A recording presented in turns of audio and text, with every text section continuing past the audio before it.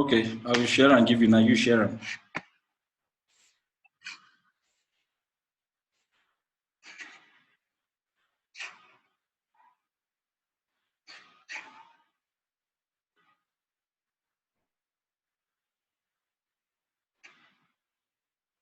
All right, welcome back. So,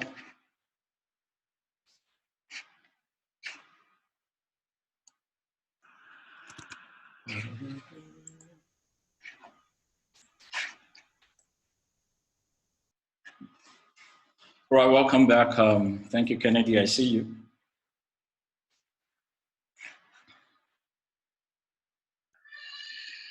Morning, bros. Well done, sir. Thank you, man. You're well.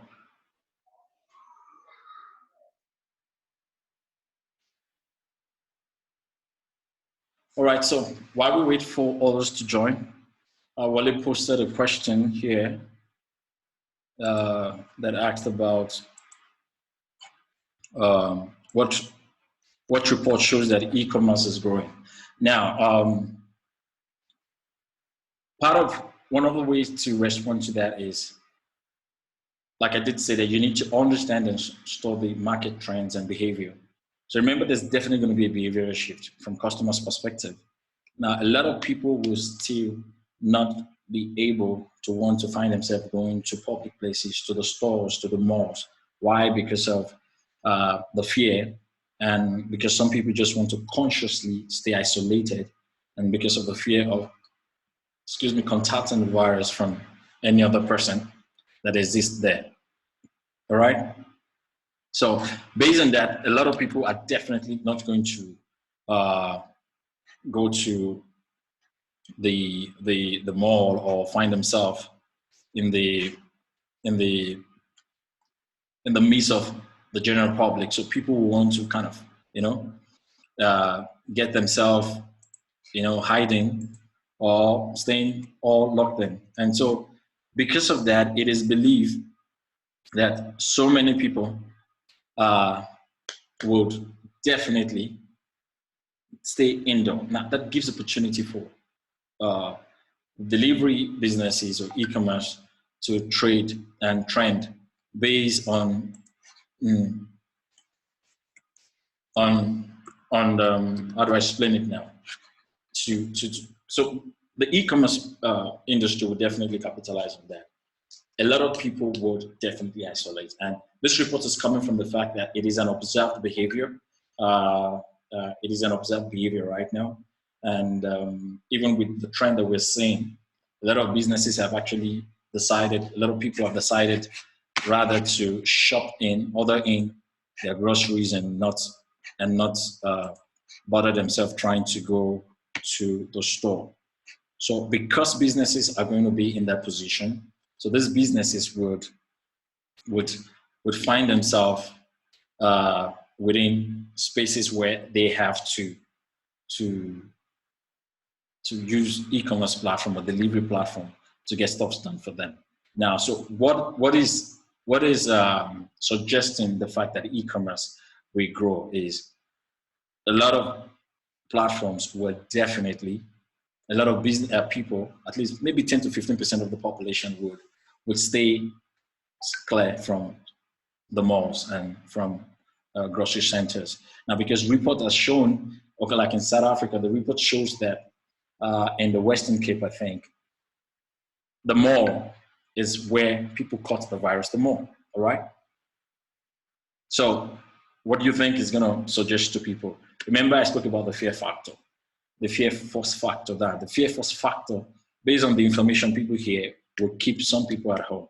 So no matter how much you try to think you're going to wear a mask, there will definitely be a percentage who would think that they are not going to find themselves going to the mall or going to those places to shop. So I believe that from a suggested or an assumed behavior, remember we're speaking about the behavioral shift that would definitely occur and how you reposition your business. So from that behavioral shift that is likely to occur, which will occur because a chunk of people would decide, okay, you know what, I don't want to find myself in public places. I want to reduce my presence in public places. And I mean, when you're in the mall, despite we know how much the mall have decided to create this social distancing policy and created every possible and necessary tools to ensure that they all have a way of keeping both the customers and their staff safe. E-commerce has a potential to grow. Why? Because, like I did say earlier, a lot of people will definitely, due to the fear force factor, not want to get themselves in a public place or get themselves going into the mall and everything. So there would definitely be a percentage growth for that industry. And it's definitely going to become almost the new norms for some people. Why waste time? Why go out when I can actually order in? So it's an industry that will grow. It's an industry that will grow, that I believe. So if you do have any other question, I would want you to post a question right now so we can address them and tackle it.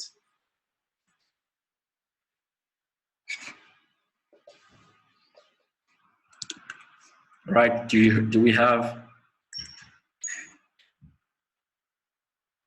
You have any more question? So please try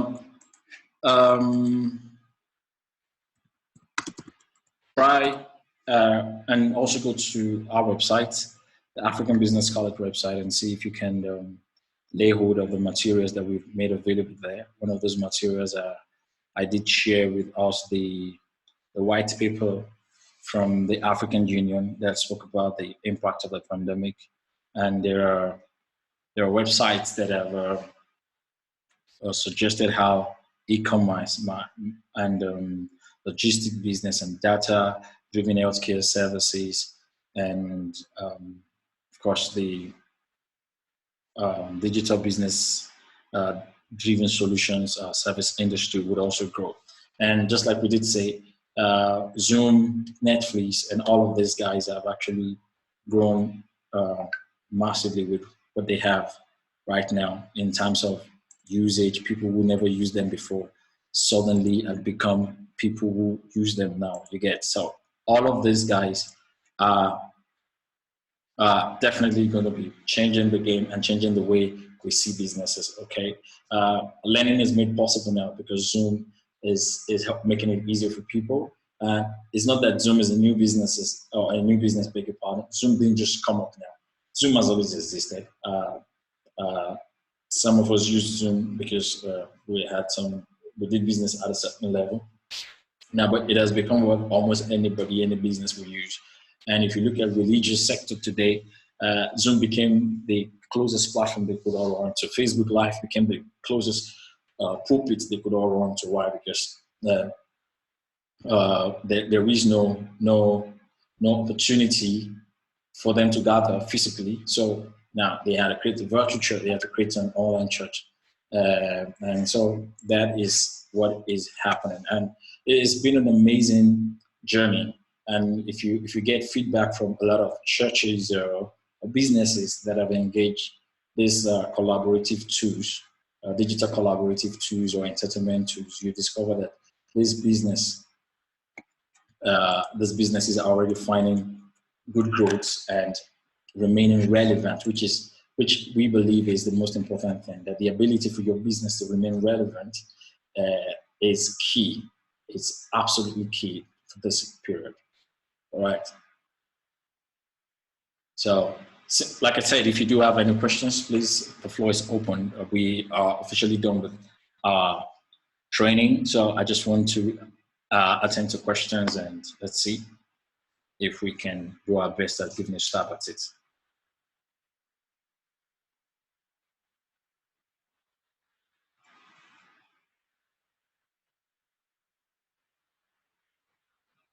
All right, so in the absence, okay. In the absence of questions,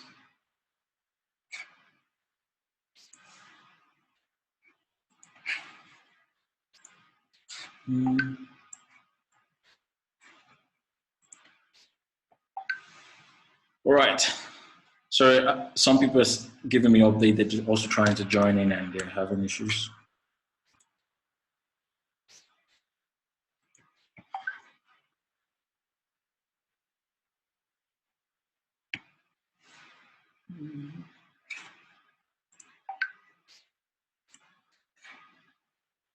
All right.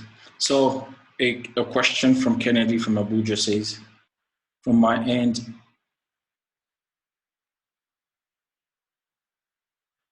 oh, thanks. It's giving us a commendation. From my end, I love this light that you just popped in on us. Thank you. All right. Thank you, Kennedy. All right. So,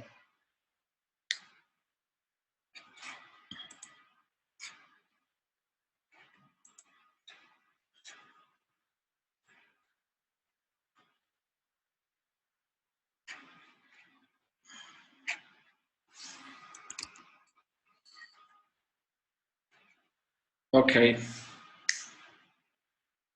All right. So, any more questions? Let's see. Some people are having a little challenge connecting back, but they're all cropping in gradually.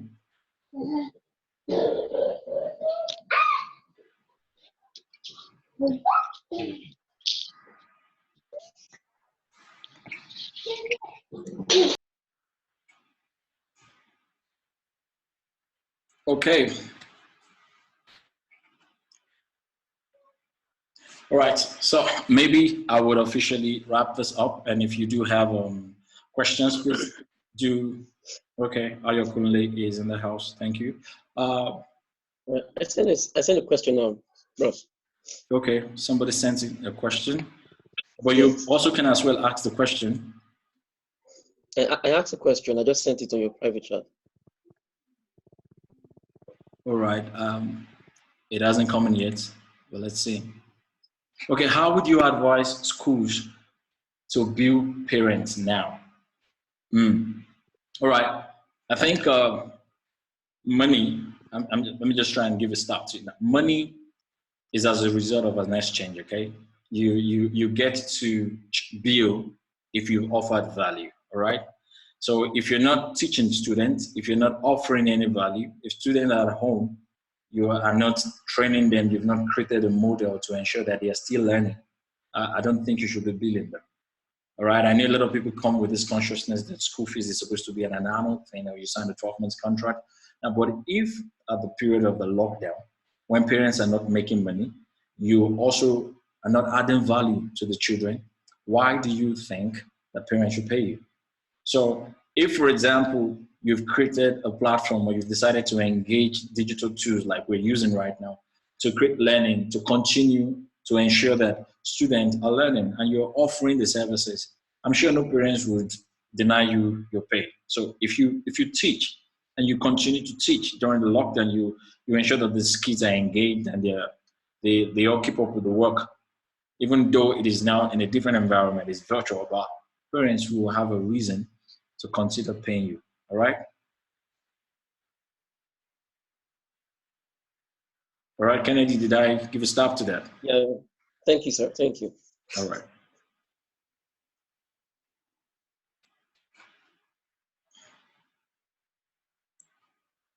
Okay. Any other person? So maybe I have a question. So for those of us who have businesses, what one thing would you do differently?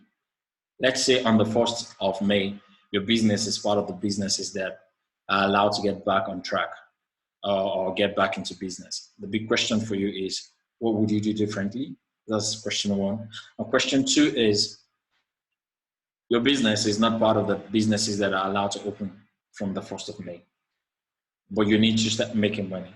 What are you going to do differently?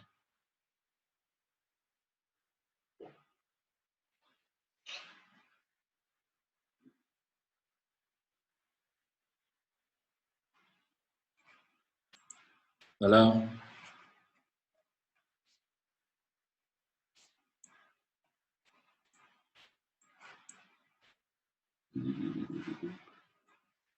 Are you there?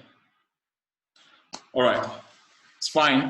We do have a community for this program.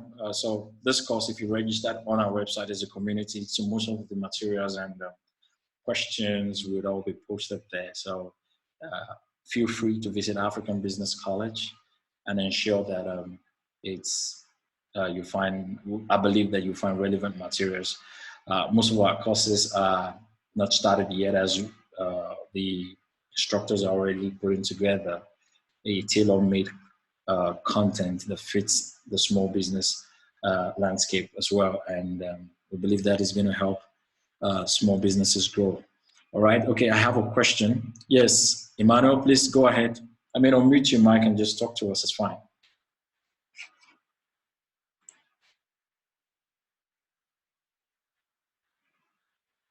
Emmanuel?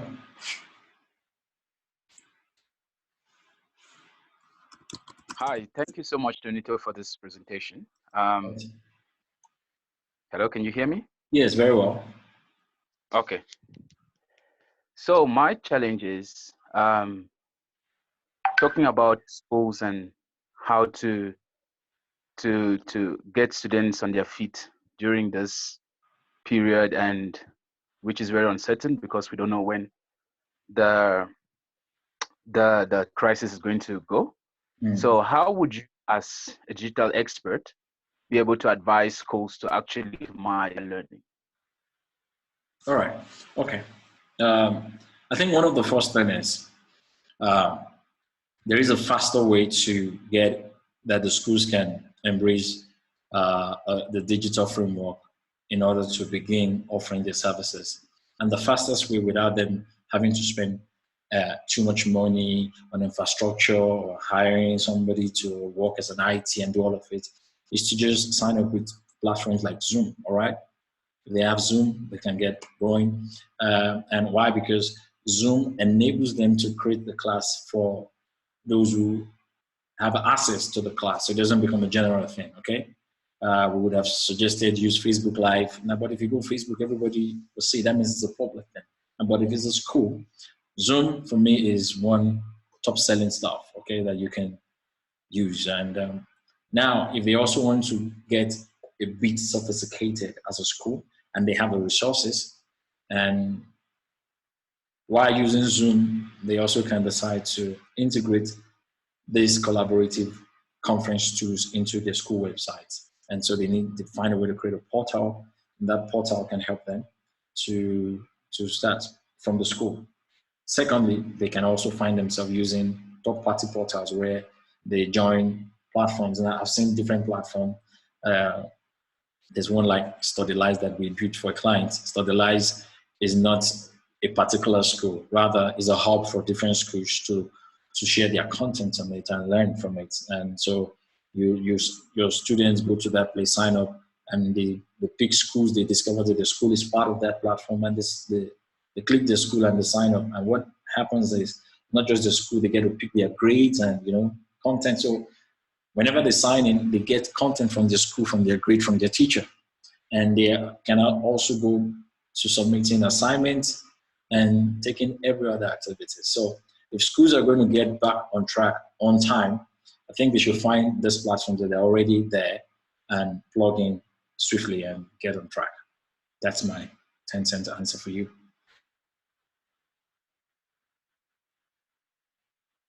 Anyone? Any more questions?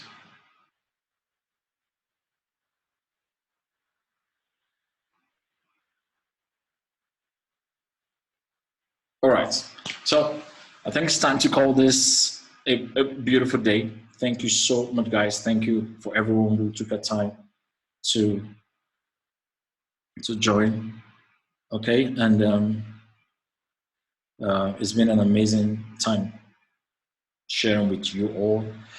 And we're going to take once again this time around to talk to you about African Business College. Just take your time and go to www.africanbusinesscollege.com, read more about it, and we definitely will be sharing more content. Like I was sharing before Emmanuel's question came in, part of what we're doing is come 1st of June, every of the content that are tailor-made for small businesses in Africa would have been created and made available.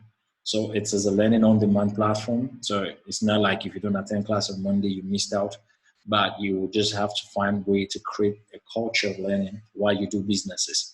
And the reason why we've created this platform is simple. We observed and discovered that it's not that we are the first. I mean, for those of us who claim to be entrepreneurs now, we're definitely not the first entrepreneur Africa will breed or produce. I mean, I can tell you that way back, generations way back, I've always done businesses now, but there was a way that our parents did businesses. The consciousness of business has always been around subsistence, survival, right? And you discover that the same way our great-grandparents or our parents started a business that was of necessity then, the same way the other, and I'm talking especially the Black race in Africa, you discover that other race, other tribes or race also started a business. Now, but what happened? The difference between what we started and what they started was what they started grew. You see, what they started grew. And why did it grow? I believe that what they started grew because they paid attention to it. They built a structure around it. There was vision for growth, and there was consciousness for transgenerational movement as regarding what that business will become 5, 10 years down the line. All right. But back home, what you see, what I have observed from the Black race and the African community, the larger race in the African continent, is the fact that when I start a business, at the very small stage, is a hustle. And that hustle, I'm able to pay my bills, I'm able to send my kids to school. Somewhere that hustle grows, I'm able to buy a house, I buy myself a good car, I send my kids to the best school. Now, but after that, after I've done what I believe life has got to offer me, buy yourself a house, buy yourself a nice car, what happened? That business does not transform or transcend to the next generation. There's no future for that business. Why? Because we're not thinking about scaling it. We're not thinking about, and one of the reasons why we don't think about scaling it because we don't put structure that can allow scalability. And so part of our consciousness at African Business College is to ensure that whatever we start can grow beyond us and grow to the next generation. And we expand it, and it makes a lot of sense. I would literally say to my wife, who is in the food industry, I say to you that, listen, I say to her, listen, what you do on KFC, I don't see the difference. All right?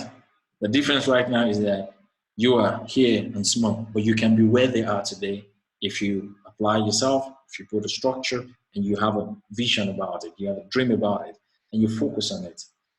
Okay? Even though when you started it, or when we got started, it started like, oh, it was a hustle. But you see, as you grow, you begin to put proper structure.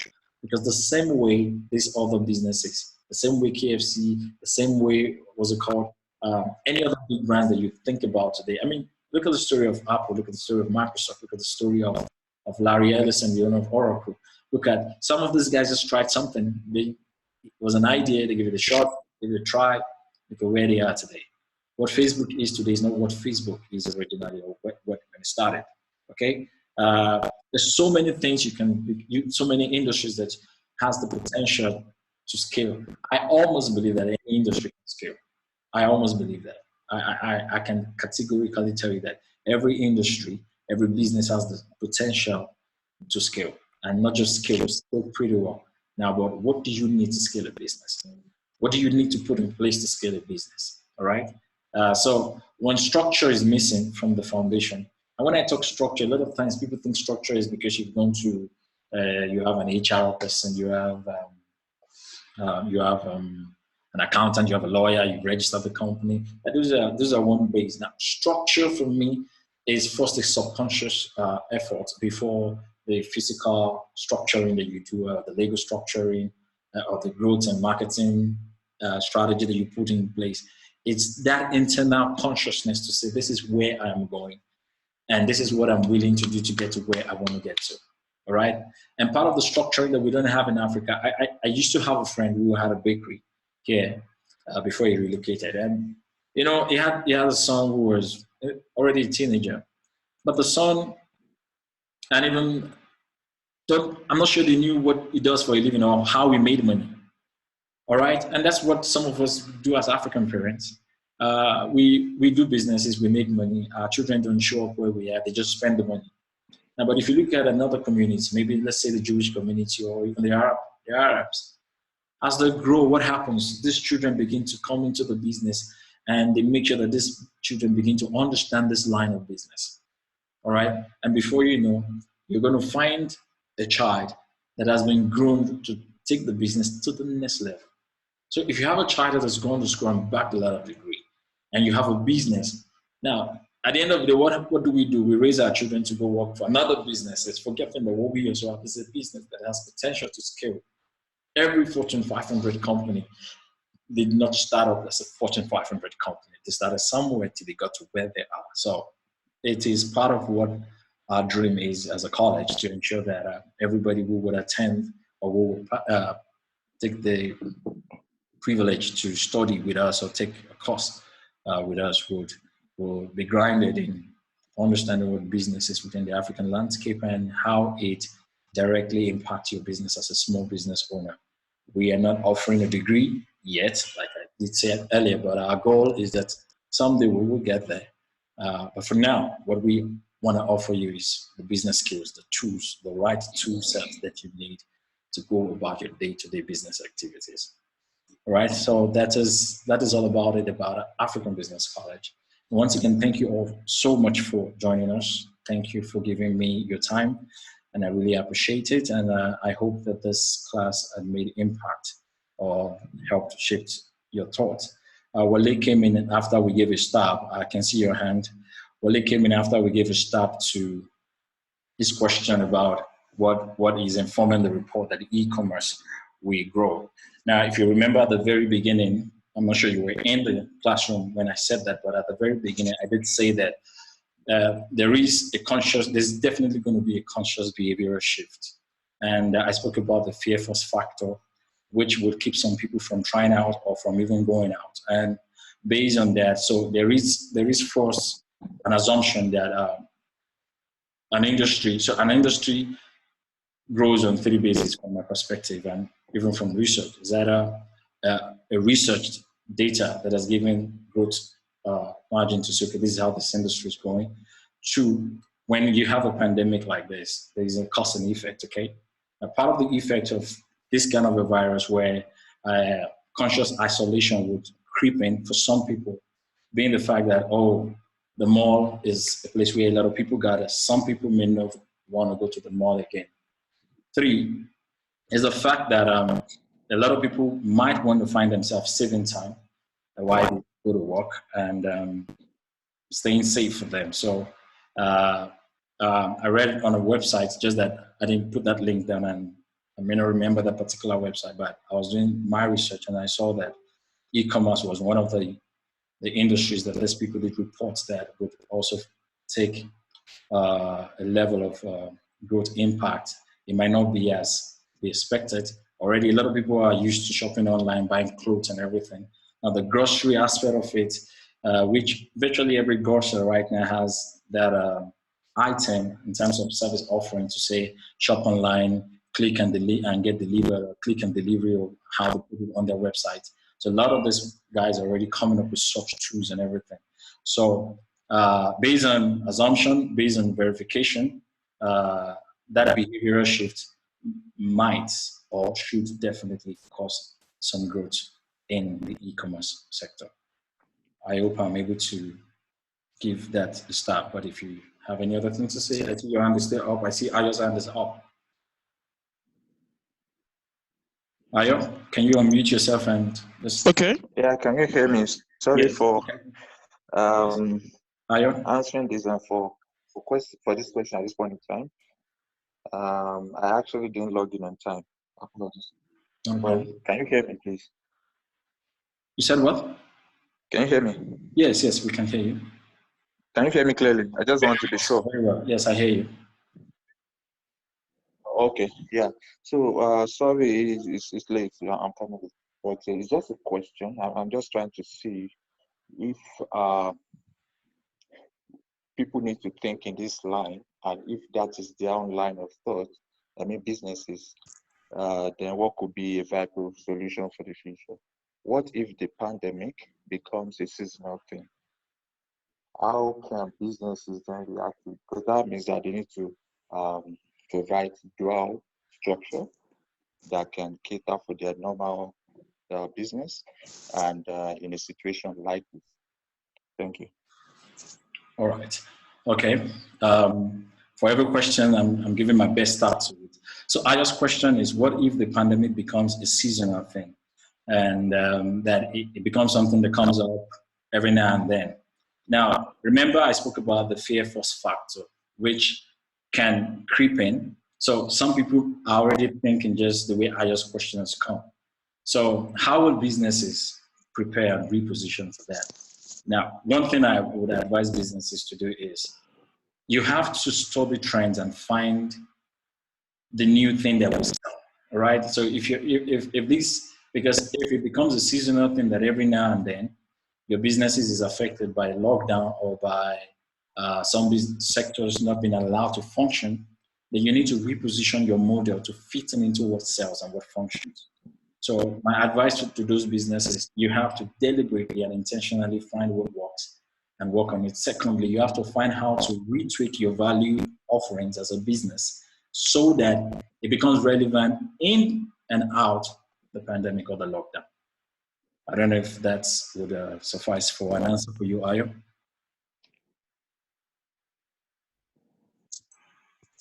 Yes, thank you. All right, sir. Wale, is like you want to say something? Good morning, good afternoon, everyone. Good afternoon. Yes. Can you hear me properly? Yes, sir. Oh, okay. Yeah. Thank you for this.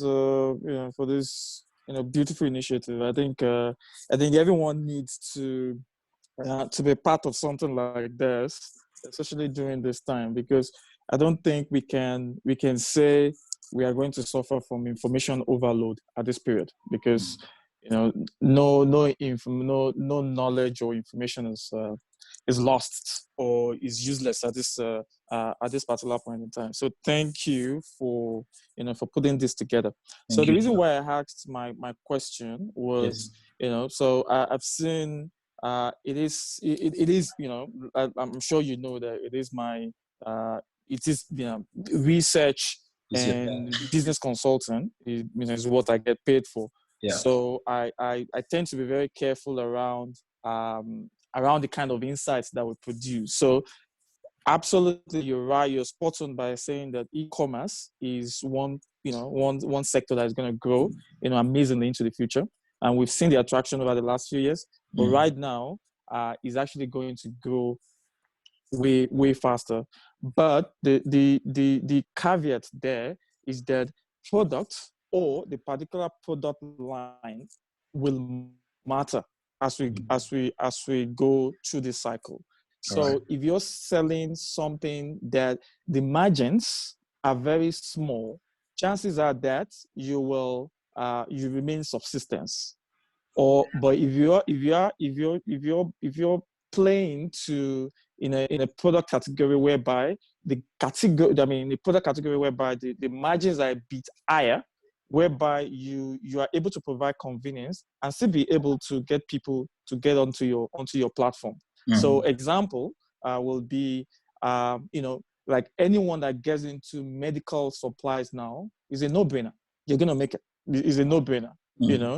So we just need to be very careful around how we position e-commerce, because there are several there are several segments of e-commerce. One, there are ones that will grow exponentially, and there are ones that will become the scapegoat, because this is going to change how we do things. For example, I was reading a McKinsey article that says now, even in China, people people don't go to your typical burger restaurants to buy things. You would naturally expect that people will start ordering home.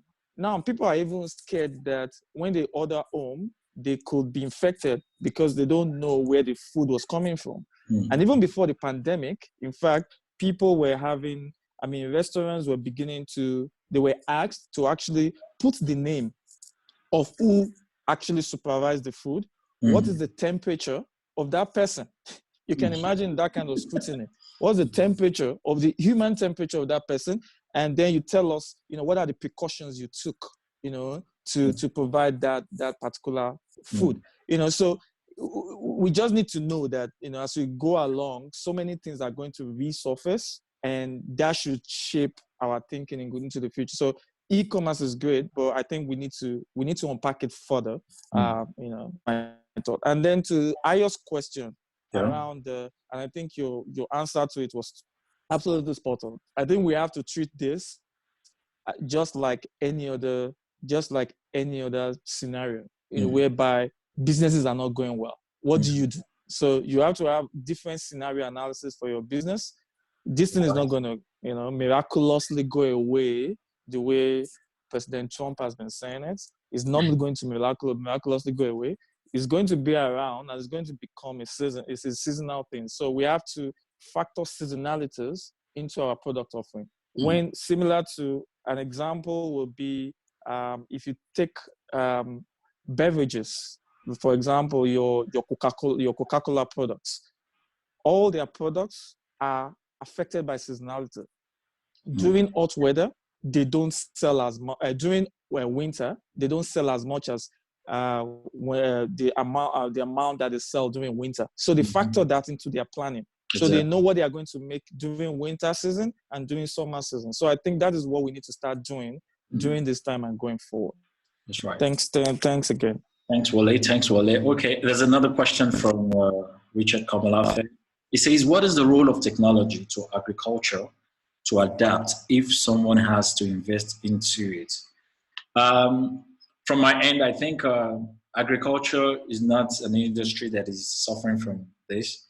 Now, of course, if technology will aid agriculture, why? Because maybe you don't have to have farmers gather. And if you were doing farming the traditional way, there are some sectors of farming right now that are already heavily technologically enabled, and one of them is the hydroponic sector. So with hydroponic farming, at least you're certain that you can invest into such area or sector of agriculture that allows you to produce some certain produce, and you will be in the market. And with that, you would actually eliminate seasonality from your business model. Why? Because you're using hydroponic and you're not suffering from the fact that you have to allow the land to gain back fertility. And so this, I don't think agriculture necessarily is an industry that is affected. Why? Because it is an essential industry that has to, so it's an industry, it's a sector that has to produce the essentials that people need, which is foodstuffs, So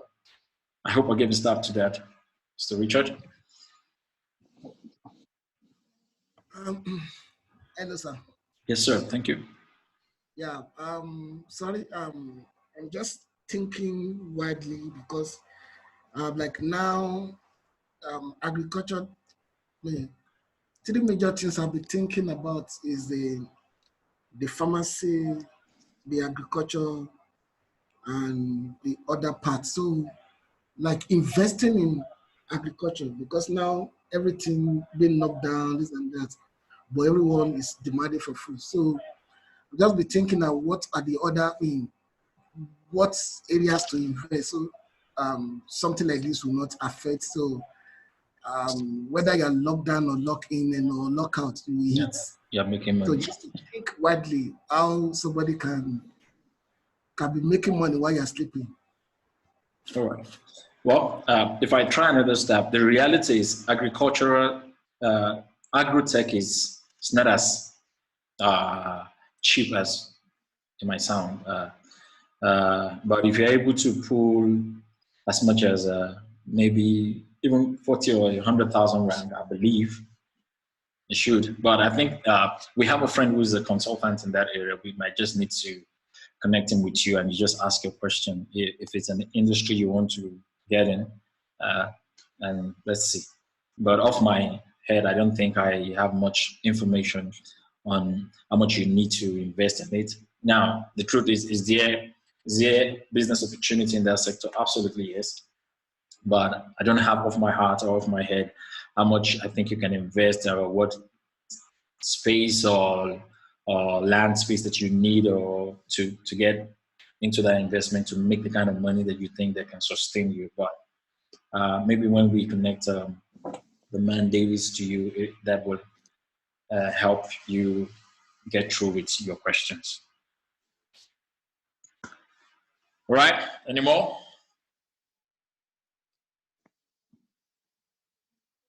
Okay, so officially, I want to say a big thank you to everybody who joined in on us, and thank you for again, giving us your time. I really appreciate the questions. They were technical and quite insightful. Thanks, Wale, for chipping in that extra insight for us to understand. Now, I remember when I did mention e-commerce, to some of us, e-commerce spans beyond just buying shoes and clothes. It spans beyond online store where you buy shoes and clothes or electronics, or now grocery, as the case may be. You actually can set up a medical store, a medical e-commerce store where you get medical supplies and every type of things that is essentially needed this time around. There's some industries that will boom, okay? So just get yourself repositioned or reposition your business model to see how you find yourself in that space. Now, if you don't have all the money to get into such big capital intensive sector, logistic is selling right now. So people who have a car can get into platforms that are already offering delivery services and get that going. Now, this workshop was not just designed for the South African market, for those in Nigeria. I mean, some months ago in Lagos, what is it called? What they call Okada, the bike, the motorcycle, right, was banned as a means of commuting in Lagos. Today, what is the thing? The biggest need in Nigeria today, in Lagos, Abuja, Port Harcourt, is what? A motorcycle, because logistic is one of the things that is most needed right now. So governments and people have food supplies that they want to distribute, but they don't have a structured model to get it done. So please think out of the box, position your business, remodel your approach to work and business. And I believe that today, now and beyond, you and I are going to find ourselves, surfing at the stage of success. So I want to once again say thank you for joining us. And till we see you again, have the best of life. Thank you and God bless you.